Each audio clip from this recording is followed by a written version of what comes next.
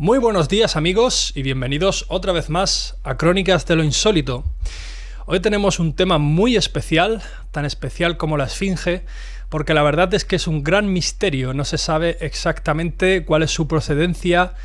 Y para ir abriendo un poco de boca, aunque el tema de hoy trata sobre si la Esfinge fue Anubis o si fueron dos esfinges en realidad, porque hay mucha gente que este dato no lo conoce, pero podrían haber sido dos esfinges y luego vamos a explicar por qué. Me gustaría dar algunos datos rigurosos sobre la Esfinge. Resulta que se la llamaba Abu el-Hol, que significa el padre del terror. Seguramente así lo llamaban los egipcios predinásticos, debido a que su cabeza estaba por encima de las arenas como vigilando, ¿no? Luego también se sabe que estuvo 4.500 años enterrada. Aparte, no tiene ningún tipo de descripción que dé la autoría de esta construcción o que simplemente nos diga cómo se construyó. La egiptología oficial dice que ha sido tallada en la cuarta dinastía, por allá por el siglo XVI a.C., y esto la verdad es que fue asignado sin ningún tipo de prueba. Simplemente pues ellos pensaron, las pirámides se construyeron en la cuarta dinastía, que también es falso desde mi punto de vista, claro, y dijeron pues entonces también tendrían que haber construido la Esfinge durante esta época. Bueno, que sepáis que se atribuyó a Kefren sin ningún tipo de prueba, ya que no hay ningún escrito en la Esfinge ni en ninguno de los edificios que hay por la cercanía. Aparte, decir que bueno, se desenterró en el 1816, entre el 1816 y el 1818, por el italiano Giovanni Battista. Y estos son algunos datos para comenzar. Pero ahora vamos a ir directamente a comentar la teoría de Robert Temple, que es el que nos dice que podría haber sido Anubis, que la Esfinge podría haber sido Anubis. Para quien no conozca a Anubis, Anubis es el dios, es una de las deidades más antiguas del antiguo Egipto. De hecho forma parte de la Eneada, que fueron los 9 dioses primigenios que vivieron durante el tiempo del Zep-Tepi o tiempo primero, del cual ya hay unos cuantos vídeos que os los recomiendo. Aquí tenéis un enlace para verlos si queréis informaros sobre los dioses. Y la verdad es que este era relacionado con el inframundo, era el dios del inframundo y se representaba con cabeza de chacal. De hecho, el nombre egipcio era Inpu, que viene a significar el chacal. Y bueno, antes de seguir hablando más de Anubis, vamos a decir qué es lo que dijo Robert Temple. Robert Temple, primero, es un estadounidense que es licenciado en estudios orientales y es un investigador alternativo e independiente. La verdad es que es muy conocido por un trabajo que realizó que tiene que ver con la tribu de los Togón. El hombre escribió un libro que ha sido un bestseller, la verdad, y desde entonces pues ha sido muy conocido. Este señor dice que la Esfinge podría haber sido Anubis. La representación de Anubis con la que se está comparando sería con el Anubis que se encontró, por ejemplo, dentro de la tumba de Tutankamón. Como podéis estar observando, es una especie de caja en la cual encima está ni más ni menos que Anubis. Este es el perro, el chacal, en esta posición que tiene agazapada, que la verdad es que hay pocas representaciones de leones en el antiguo Egipto. Ahora más adelante hablaremos sobre ellos. Entonces esto podría dar también la posibilidad a pensar de que realmente fue Anubis. Aparte, él observó un cierto tipo de anomalías, que yo también me di cuenta. El tamaño de la cabeza, por ejemplo, el tamaño de la cabeza en comparación con el resto del cuerpo es minúscula. Algo que los antiguos egipcios yo creo que eran muy precisos, siempre eran muy maniáticos con las proporciones o simplemente perfeccionistas. Entonces, tanto yo como Robert Temple dudamos de que haya sido esta la cabeza original. Esto es una cosa con la que yo estoy de acuerdo con él. Y él dice que posiblemente podría haber estado tallado en el año 2000 a.C. El rostro, parece ser, pertenece a Amenemhet II. Es el tercer rey de la 12ª dinastía. Y se supone que fue tallada utilizando parte del tronco y del cuello de el Anubis primigenio, el que supuestamente se talló de una pieza en un origen. Está construida, otro dato anómalo sobre la esfinge es que está construida bajo del nivel de la tierra. Bajo del nivel, la verdad es que está metida como en una especie de foso. Y la pregunta sería qué sentido tiene hacer una estatua enorme para que luego no se pueda contemplar su grandeza, poniéndola debajo de un foso. Esto da a entender que, entre otras cosas, las pirámides se construyeron encima de una colina, no en plano, como se cree, sino que realmente pudieron haber sido construidas encima de una colina. Esto es una posibilidad. Aparte, la esfinge no parece que tenga cuerpo de león. Más bien la postura que tiene, como ya hemos dicho antes, es la postura típica de un perro agazapado, que pone sus patas rectas, se sienta, ¿no? Vosotros sabéis a qué postura yo me refiero. Y entonces, pues tampoco se han podido comprobar o ver algún tipo de restos de la melena o cosas que tuviesen que ver con el león. Aunque también hay que decir que se ha erosionado tanto lo que es la esfinge que no se puede saber realmente si hubo melena o no. Entonces, otros misterios que rodean la esfinge podrían ser la erosión por el agua, porque se supone que en las paredes del foso y en la esfinge podemos observar erosión causada por el agua, tanto en horizontal como en vertical, lo que da a suponer que este foso se llenaba de agua, era como una especie de cisterna, la cual ellos aprovechaban, según tengo entendido, las subidas, las crecidas del Nilo, y guardaban el agua ahí por una serie de compuertas que tenían, como las acequias que tenemos nosotros en España, pues algo parecido, ¿no? Como una especie de acequias que llevaban el agua hasta esta piscina. Y decir también que en el año 1961, René Adolphe Schwaller, un estudioso del ocultismo y la geometría, fue el primero en darse cuenta de esta erosión que estamos diciendo, ¿no? Más tarde, John Anthony West lo estudió, este fenómeno de la erosión, y lo publicó.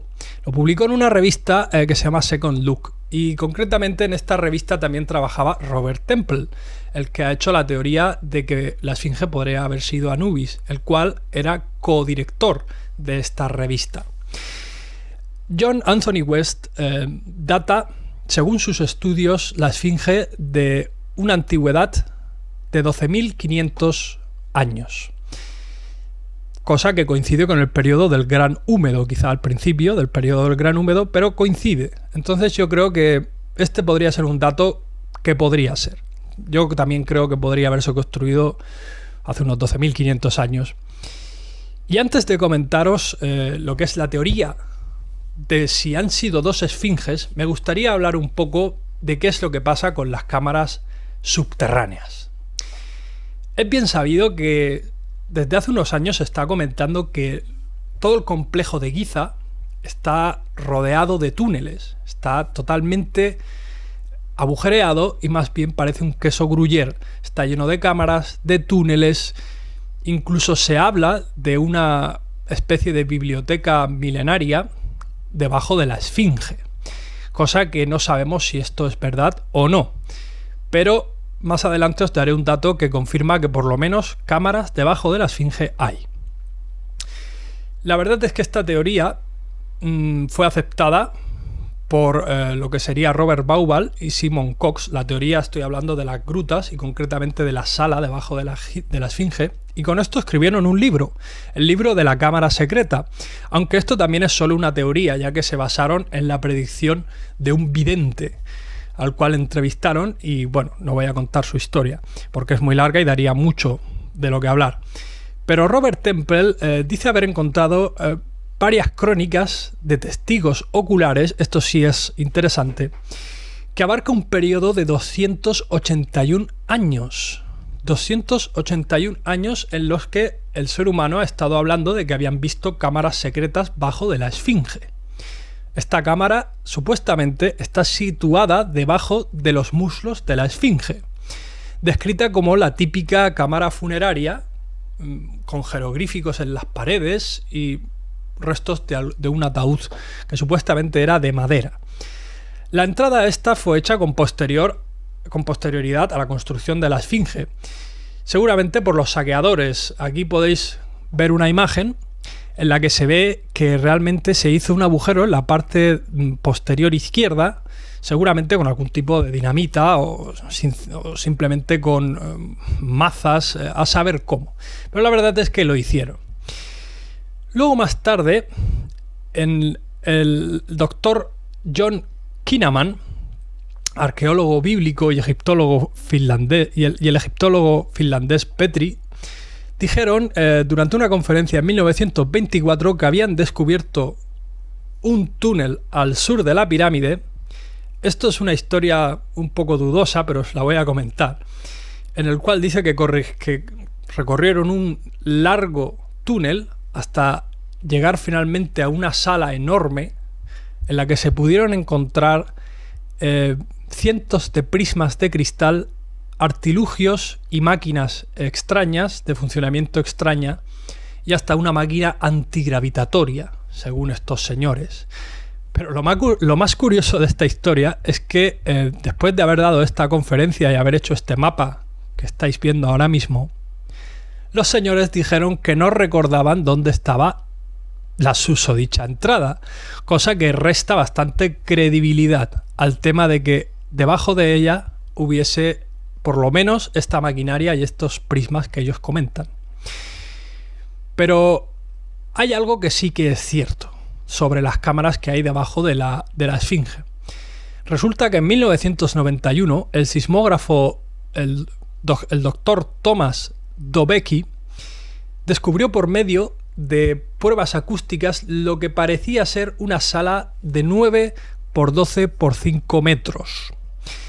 Esto fue confirmado más recientemente en 1997 por otra vez Doberick junto al doctor llamado Shore.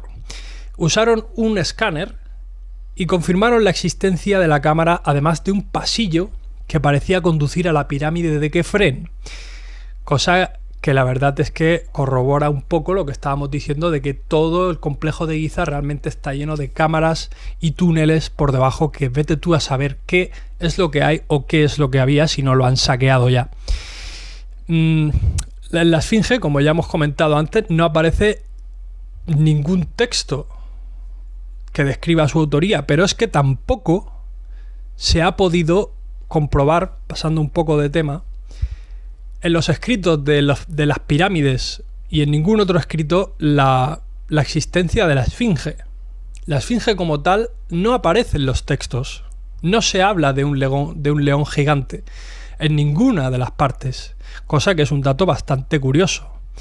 Pero, por ejemplo, sí se habla de un Anubis gigante. Se dice que se han encontrado datos sobre un Anubis gigante. Esto es una cosa bastante curiosa, lo que pone en duda si realmente la esfinge fue Anubis o no.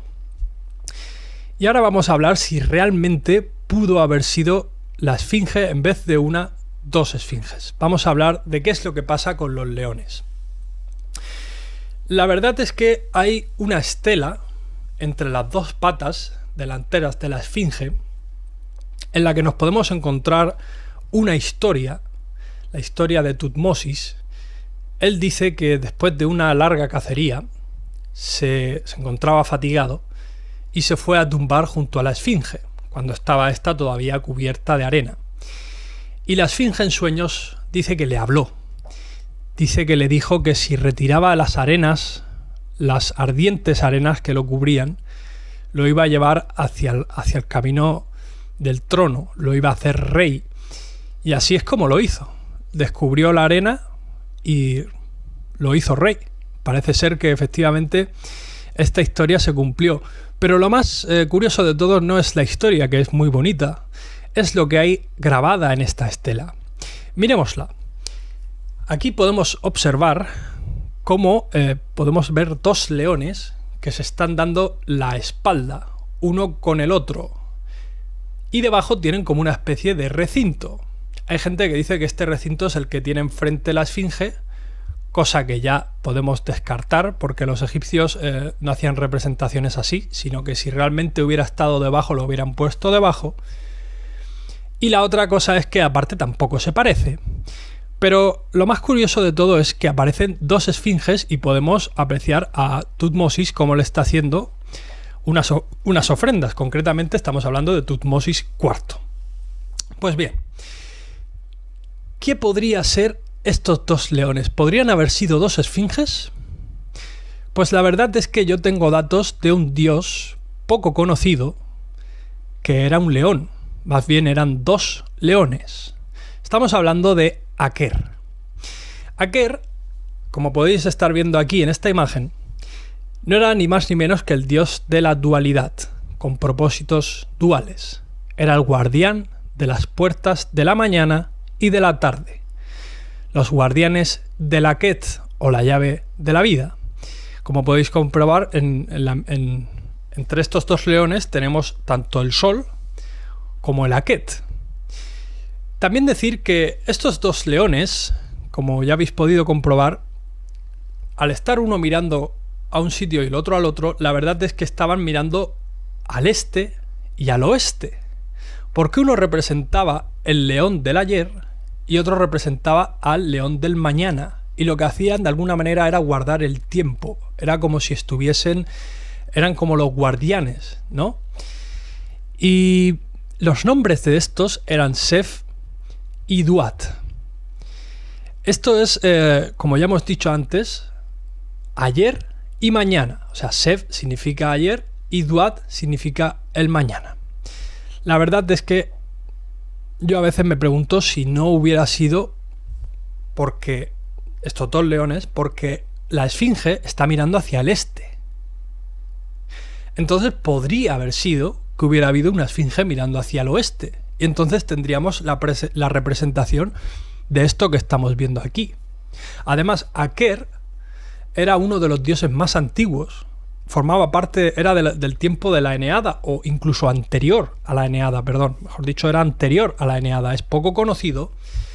Pero aparte de Aker, representaciones de leones, como si nada más que existe Tefnut. Tefnut es representada con cabeza de leona, es la diosa de la humedad, pero nunca como una leona en sí. Yo he oído que a veces se ha podido ver a Tefnut y a Shu representadas como leonas, pero la verdad es que no he encontrado ninguna información. No sé qué pensar. No sé si la esfinge fue realmente Anubis, porque como ya hemos dicho en los textos de las pirámides no se encuentra ninguna referencia a una esfinge, o si fue Aker. Puede ser que la otra esfinge haya sido destruida y esté debajo de las arenas, porque si os fijáis, debajo del recinto este que os acabo de comentar está la esfinge, está el foso, y en el otro lado hay como una especie de colina, y puede ser que los restos estén debajo todavía. Los restos destruidos, o no, o realmente fue Anubis. Yo la verdad es que no puedo llegar a nada en claro, pero me parece algo curioso este estudio que ha hecho Robert Temple. Podría haber sido Anubis, y de hecho tiene cierto sentido si pensamos que debajo hubiera habido una biblioteca milenaria, porque como Anubis es el guardián del inframundo del Duat, pues entonces podría haber sido el guardián del conocimiento de los antepasados que murieron, que en parte están en el inframundo. Entonces tiene cierta lógica, pero por otro lado, y viendo la estela de Tutmosis, podemos llegar a pensar que hubieron dos leones.